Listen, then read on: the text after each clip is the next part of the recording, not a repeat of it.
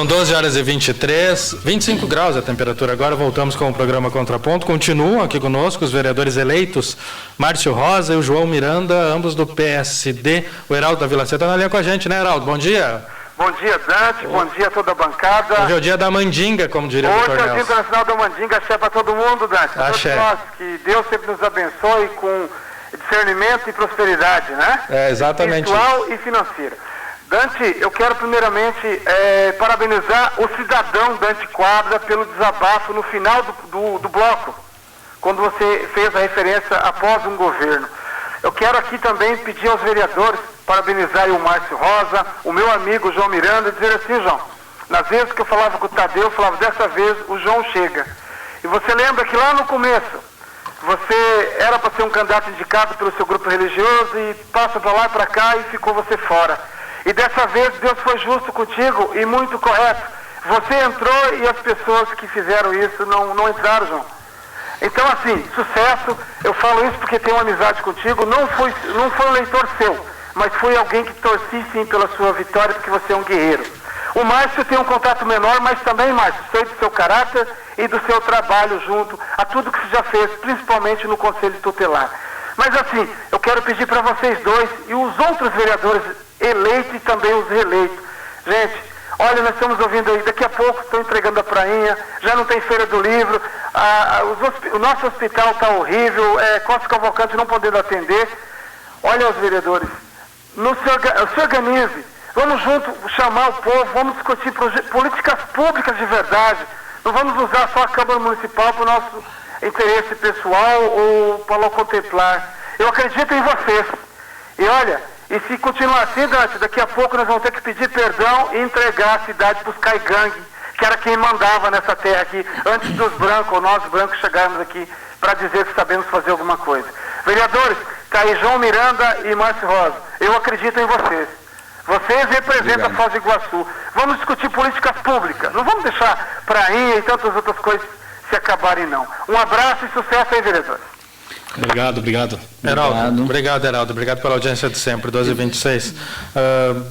Vereadores, nós tivemos essa legislatura, que se acaba agora em dezembro, com notícias por várias vezes, né, na mídia nacional, e sempre ruim, né? É um vereador que brigava com o outro, é um vereador que ofende alguém da plenária, e é o outro vereador que se veste de palhaço, e esse tipo de notícia indo a nível nacional, né? E uma Câmara que gastou demais, né? A gente lembra sempre que a Câmara de Foz do Iguaçu gasta quanto, Enes? 24 milhões por ano, né? E o orçamento que sobra para o prefeito, livre, né, são 15 milhões de reais, ou seja, a Câmara gasta 25 quase para fiscalizar 15, né? Vocês imaginam, vocês pensam diminuir gastos consideravelmente, né? A mesa diretora tem 12 cargos comissionados, que a gente ainda não entende exatamente para que servem, próprios cargos de vereadores também. O que vocês imaginam a partir de janeiro?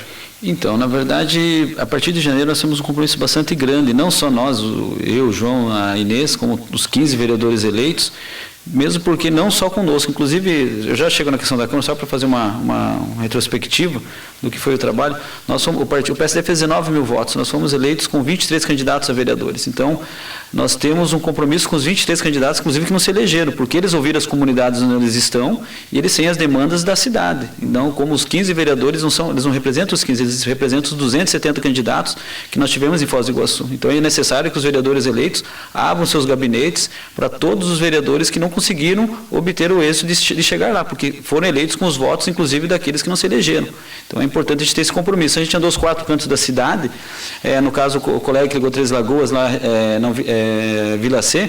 Na Vila C nós temos Andradina, o Almada, Jardim Itaipu, Califórnia 1, 2, Jardim Paraná, Porto Belo, toda uma região. Você vai para Três Lagoas, você tem o Jardim Fernanda, tem o Colombelli, tem o Leba Guarani, Bela Vista, enfim, a Grande Três Lagoas, o Morumbi, você tem a Batalha, tem o Morumbi, Jardim Dona Fátima, Coiguaçu, 1º de Maio, tem todo o Alto São Francisco, Jardim São Paulo, Conjunto Libra, você vai para Porto Meira, lá nós temos a Morenito, começando lá, Novo Horizonte, Carimã, Cataratas, então, Padre Monte, então todos os bairros são inseridos. nessas regiões? A cidade é muito grande, a cidade na verdade está com um problema assim, para quem prometeu uma solução imediata, passe de mágica, não está sendo verdadeiro, porque nós que andamos a cidade inteira, a gente sabe, né, João, que a cidade está um caos em todos os aspectos, infraestrutura, saúde, a educação, os servidores municipais estão trabalhando, perder a motivação de trabalhar, desvalorização, então tem muita coisa para se resolver. Em relação à Câmara de Vereadores, que foi a pergunta, nós tivemos hoje mesmo um café da manhã para conhecer os novos vereadores eleitos de primeiro mandato, que os que estão lá a gente já mantém contato, a gente já conhece, teve nas sessões, a gente marcou um café da manhã com os novos, com os eleitos, para se conhecer, saber quem que era. E confesso que eu fiquei extremamente feliz, tão alegre, tão contente com a postura dos oito novos que vão entrar lá. Pessoas éticas, transparentes, humildes, todos, cada um contou a sua história, ninguém chegou lá à toa. Desses 8 de primeiro mandato, todos têm uma história, cada um no seu segmento, na sua área, eu na área da infância, na área dos setores de atuação, o João na área que ele atua também, questão religiosa, e todos lá. Então tem uma história, com certeza essa questão, chegando lá, sentando dia 1º de janeiro, esse grupo nós vamos sentar os 15 vereadores, vamos rever muita coisa que está errado lá. Eu não posso falar hoje para o Enes, para ti, vamos fazer desta forma, porque nós ainda não temos algumas respostas ainda. A gente precisa realmente sentar, verificar como que está se dando. Uma coisa é certa, a Casa de Leis vai deixar de ser um balcão de negócios. Nós não estamos lá para fazer negociata, para achacar prefeito, para fazer com que aquela Casa de Leis se torne um balcão de negócios particular e não coletivo. O que nós queremos é discutir com a comunidade e que o mandato dos vereadores, isso é a postura dos 8, seja voltado para a população. Sem negociar, a Câmara não vai fazer acordinho lá nos gabinetes e depois lá dar um discurso e na hora de votar ao contrário. As pessoas que estão ali estão comprometidas com seriedade e representar de fato esses 80% da população que quer mudança. Você pensa em se candidatar a presidente da Câmara?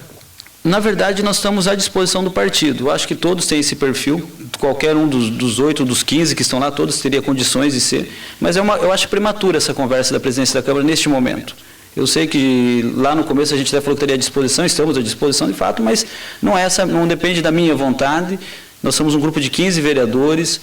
O momento não é este por quê? Porque nós somos uma definição de prefeito, nós não sabemos quem vai ser o prefeito de Foz do Iguaçu ainda. Pode ser o Paulo, pode ser o Chico, pode ter uma nova eleição. Então, acho que é prematuro. Acho que em dezembro, no momento oportuno, acho que os grupos devem sentar e avaliar como que deve se dar essa nova mesa diretora, mas com bastante coerência, com transparência, sem acordinho por fora.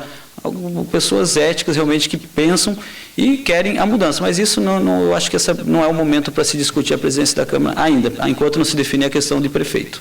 Enes. João, a eleição ela se deu num momento de turbulência danada. Né? A gente está vendo ali, vendo um balanço. O PT está se reunindo hoje em São Paulo, exatamente em São Paulo, em Curitiba, o PT no Paraná, para fazer uma avaliação do que está acontecendo, do que aconteceu, na verdade, o que já passou nessas eleições. O Paraná perdeu 60%, 80% das prefeituras. Enes, teu microfone deu problema de contato. Pega aqui. Vamos lá, vamos para outro aqui. Estou trocando o microfone aqui, o Enes já. Então, essas informação de que a maioria vem lá de Lava Jato, isso aí emporcalhou a vida de muita gente. Muita gente se envolveu nisso, e se não bastasse isso, nós temos no Paraná uma senadora ré e o seu marido também. Quer dizer, tudo isso faz com que, não são eles, mas a política a nível estadual e nacional, ela realmente tem problema. E se a gente olhar aqui a nossa casa também, a coisa é uma barbaridade imensa, né? Como é que você que está chegando agora, como é que você vê esse comportamento todo e como é que você vai se situar dentro de um caos que está a política nossa, principalmente a de Foz do Iguaçu? Deixa eu dar uma preferência aqui, o senhor Assis na linha novamente. Senhor Assis, diga. Oi, Dante. Bom dia de novo, bom dia aos vereadores. O Márcio Rosa e o João Miranda. Eu estou ligando para parabenizá-los, até porque não vou deixar de falar sobre eles, porque está aí tamanha grandeza em pessoas, que eu conheço todos os dois, eu sei da grandeza desses homens, e com certeza a Câmara estará bem servido com esses dois cidadãos representando juntamente com a Inês. E digo mais, para vocês dois que estão aí, João Miranda e o Márcio. Com a coligação dos 8 que vocês têm, você já pode pensar, com esse pensamento positivo de vocês, em gerenciar a Câmara, ou seja, ter a presidência, e a partir daí vocês tocar da forma que vocês planejam e pensam. Uma Câmara realmente independente, uma Câmara realmente voltada para o povo, uma Câmara que nem o Márcio acabou de falar, sem negociata. Então, olha, estamos felizes por vocês, sabemos que as coisas vão caminhar, não que os outros não eram corretos, mas acreditamos na renovação, acreditamos em vocês, e parabéns a você, João, parabéns a você, Márcio, e sucesso para vocês. Deus abençoe. Obrigado, senhor Assis. Enes, completa a tua raciocínio, seu Enes. Pois é.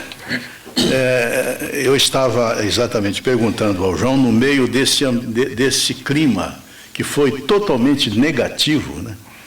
Você conversava com as pessoas e diziam, eu jamais participaria de uma eleição com uma situação como essa, porque pessoas de alto nível envolvidas em questões de corrupção, de enriquecimento ilícito, de se utilizando um mandato que foi outorgado pelo povo e fazendo as coisas todas avessas, né? Pessoas que você acreditava. Eu pergunto a você o seguinte, como é que você vai se situar no meio desse tiroteio todo? Porque ele vai continuar por algum tempo ainda. O nosso Brasil em si, a política brasileira em si, ela esteve nesse cenário todo e que nos apresenta. E eu sempre coloquei, Hermes, e a toda a população, aonde eu passei, durante todo esse tempo da eleição, eu sempre me colocava. A nossa posição, como estar de frente da política, é uma grande responsabilidade, é minha responsabilidade. Eu sempre tive essa responsabilidade. Mas só que muitas e muitas vezes as pessoas não acreditariam no que estariam acontecendo. E o meu adendo aqui em dizer, sempre coloquei, que nós temos que fazer a diferença. Eu me coloquei à disposição a ser candidato e hoje eleito, por um dos fatos em que nós temos que ter uma responsabilidade. Eu nasci de um berço assim, vim da agricultura, a gente sabe trabalhar. Eu sempre falei e sempre vou dizer, eu não vivo da política, mas vivo do meu trabalho. O trabalho tem que ser digno e digno de seriedade. E outra coisa, hoje nós temos uma responsabilidade grande sobre o município de Foz do Iguaçu. Estive conversando, eu falei assim, essa Câmara que se renovou praticamente em 60%, nós temos um peso grande para nós estarmos representando ela dentro do Brasil e também mundialmente, porque nós temos que ter o nosso caráter, e o caráter do humano, da pessoa, não tem que mudar por N dificuldades dentro da política. E eu vim para ser uma renovação, e essa renovação segura, uma renovação que tenha uma postura diante da comunidade. E essa é a minha responsabilidade. Dentro de todo esse cenário político em que nós vivemos, e de que tudo que nós estamos passando ainda hoje, e vai prolongar por mais uns anos, até fazer uma diferença, e com certeza, essa diferença foi dada nas urnas. Uma grande quantidade das pessoas deu nas urnas.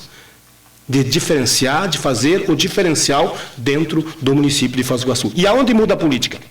É no Estado, é no país ou é no município? O nosso maior problema da população, dizer, eu me incluo junto, porque nós temos que mudar o nosso município. A partir do momento que nós mudamos o município de Foz do Iguaçu, mudamos o contexto político de Foz do Iguaçu, se muda o cenário estadual e federal. Muito bem. O Márcio, o trabalho do vereador é um trabalho intenso, e ele é um trabalho de 24 horas, não é só apenas ali a questão da reunião por si só. Há muita coisa que eu experimentei na minha vida de vereador, de que, embora a decisão seja sua, a participação seja exclusivamente sua, muitas vezes você não tem elementos exatamente para fazer aquele julgamento. O que eu quero dizer é o seguinte: certa vez, é um pequeno exemplo, a concessão da Coca-Cola estava para vir para Foz do Iguaçu. Ela fez um levantamento minucioso, parte técnica, qualidade de água, área necessária, posição, latitude, longitude, fez um monte de coisa. E no fim decidiu para ficar em Cascavel. Apesar de que o município oferecia uma área praticamente quase que o dobro do que o município de Cascavel oferecia, né? O que é que pesou nisso? Pesou exatamente na falta de informação que o Executivo mandou para o Legislativo. O que eu quero dizer é que muitas vezes o vereador não reúne aquelas condições técnicas, porque não faz parte dele ser um engenheiro civil, não faz parte dele ser um bioquímico, não faz parte dele ser um médico e por aí afora. Ele vai ter que pegar essas informações a quem tem competência para fornecê-las, né? O que eu quero chegar é o seguinte: os chamados... o pessoal que trabalha com o vereador, como é que é chamado? Assessores. Os assessores. O nome é bonito.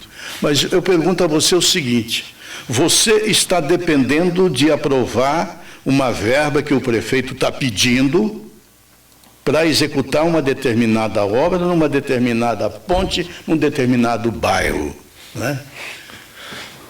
E compete àquela comissão competente, que você faz parte, fazer exatamente o exame daquilo. Será que o que o prefeito está pedindo em termos de recursos realmente contempla aquele projeto? Ele foi exatamente estipulado, estimado para fazer esse tipo de obra? Então você vai ter que pegar essas informações.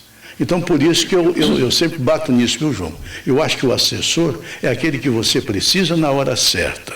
Não é aquele para fazer campanha e fazer, digamos, o seu nome ampliar pela cidade, de forma nenhuma. São assessores que fornecem as informações precisas para você desempenhar o seu cargo naquela comissão ou mesmo no plenário da Câmara. É exatamente essa opinião que eu gostaria que você respondesse. Então, na verdade, a equipe técnica tem que... Primeiramente, o vereador. Tem um discurso que não me cabe, muitas vezes, até ouvi falar muito no Reni, vários prefeitos, está mal assessorado. Primeiro, vale a pena a gente salientar que quem nomeia é o prefeito e é o vereador que vai colocar o seu assessor. Não existe, o mau assessoramento faz ele uma mal pessoa. Não, ele escolheu a equipe dele. Se ele está mal assessorado, porque ele quer ser mal assessorado. Então, estão blindando o prefeito, estão blindando o vereador. Com certeza foi ele que pediu para ser blindado. Então, criaram uma fantasia para dizer que é para justificar ou falta de conhecimento ou até a vontade dele de não trabalhar. Então, acho primeiro que isso é importante a gente levar e não concordo. A questão de diagnóstico, eu acho que quando eu até quero colocar, quando eu era conselheiro tutelar, a gente teve uma demanda, uma denúncia feita no Ministério Público, que nós tínhamos no Centro Escola Bairro Três Lagoas, não tinha elevador. As atividades físicas para as crianças eram no segundo e no terceiro piso e foi feito sem pensar no elevador. Ou pensaram, mas não instalaram. Então, você fere o princípio da acessibilidade do desenvolvedor de necessidades especiais. Você exige das empresas, mas você, quanto município, não executa. Então, isso aí tem uma disparidade. A gente entrou com uma ação também, foi instalado o elevador lá, graças ao nosso movimento. Nós começamos um censo escolar justamente nesse sentido, que era o vereador, primeiramente a Câmara de Vereadores tem que encomendar uma pesquisa, isso é fato, o município em conjunto, para conhecer as demandas. Eu não posso fazer uma creche, por exemplo, num bairro que não tem criança, ou porque é indicação de um vereador, porque é da base, porque ele quer que seja no bairro. Eu não posso fazer um posto, eu não tenho necessidade, eu tenho que fazer um estudo técnico. E o vereador, ele não tendo essas condições, ou até mesmo muitas vezes nem a própria assessoria, porque são questões técnicas, isso tem os engenheiros da prefeitura, ou até externo, uma faculdade, mas você tem que buscar elementos necessários para ver a necessidade de você abrir uma avenida. Por exemplo, tem asfaltos, locais que foram abertas avenidas, que tinham lugares com muito mais demanda do que aquela. Nós tínhamos locais que foram instalados, da BR aqui, da BR-277 para o lado direito, para a região Três Lagoas, é uma região que foi feito um programa de comunidades, foi tirado pessoas de regiões de risco, levado para aquela região e não foi gerado emprego. Não tem creche suficiente, que é o CEMEI, né, tecnicamente falando, mas conhecido popularmente como creches. Então, são todo um estudo de cidade, nós temos que saber como pensa o cidadão, quem tem acesso à internet. Você pega uma região de criminalidade, por exemplo, Foz do Iguaçu, tem muito crime naquela região. Eu tenho que conhecer aquela população, qual que é o grau de escolaridade, se eles têm acesso à internet em casa, qual o tipo de moradia que eles têm, para eu poder aplicar uma política pública eficiente para aquela região. Hoje a gente tem visto as pessoas fazendo pelo simples achismo. Eu acho, porque o vereador falando que é da base, eu preciso fazer porque é o meu vereador. Não, eu acho que não é por causa, é uma questão, o município tem que ser técnico. E quando ele deixa de cumprir a parte técnica, ele passa a fazer simplesmente somente a parte política, ele peca, gasta mal e perdemos muito dinheiro, que é o caso do asfalto. Um asfalto de Itaipu, você pega, o asfalto para durar 30 anos. Aí você faz um asfalto hoje, ele dura 4 anos, já está tampando buraco, daí fala que tampou 10, só tampou 5. Não dura 4 anos. E quem paga a conta é o povo. Então, essa parte técnica, eu acredito que o vereador tem que ser muito dinâmico, ele tem que estar disposto a ir buscar essa informação. Mesmo, e você não sabe, quando eu era conselheiro, eu tive que ler toda a LDB, que é a Lei de Diretrizes Básicas da Educação, para poder saber, para poder garantir várias situações na área da criança, que era em relação à escola. Eu não sabia sobre saúde. Você tem que ir lá estudar sobre a saúde. Então, o vereador tem que estar apto para estar estudando, sabendo a legislação, ler, entender um pouco de lei, o que não entender, buscar quem sabe, mas tem que estar muito bem assessorado. E a assessoria tem que estar lá para trabalhar. 12h44, tem mensagem, Júlio? Tem. O Laércio aqui, dando parabéns aos vereadores, ao João Miranda e ao Márcio Rosa. Também temos aqui o Paulinho, que é membro do Conselho Diocesano da Renovação Carismática de Foz, falou que temos que mudar o pensamento. O vereador não é do bairro, e sim do município. Parabéns ao João Miranda, aqui a colocação do Paulinho. Ok, são 12h45. Eu quero agradecer então a presença. Márcio Rosa, muito obrigado por ter vindo. Obrigado, agradeço. João Miranda, muito obrigado. Obrigado mesmo, obrigado à equipe da Rádio Cultura e ter dado esse espaço para a gente e para a comunidade também estar ouvindo o que a gente tem que colocar para a comunidade. Então, a gente agradece mesmo você, agradece toda essa equipe maravilhosa que a Cultura tem. Ok, muito bem, 12h45 e 25 graus, nós já voltamos.